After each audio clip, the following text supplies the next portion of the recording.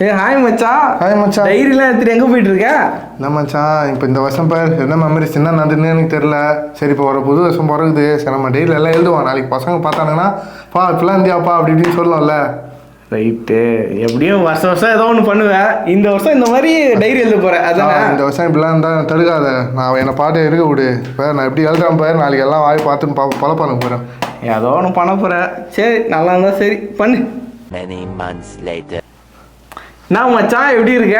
Sir நல்லா இருக்கிறேன் மச்சான். ஒரு புது டைரி ஒன்று எழுதலான்னுங்கிறேன் மச்சான். இது டைரியா?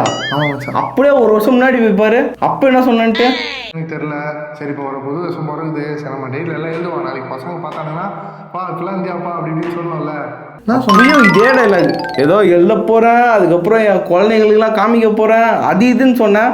இங்கே பேர் எவ்வளோ டைரி இருக்குது. ஒரு டைரி அது எழுதியா? எல்லா டைரியுமே சும்மா கிடக்குது. இந்த வருஷமும் வந்துட்டான்.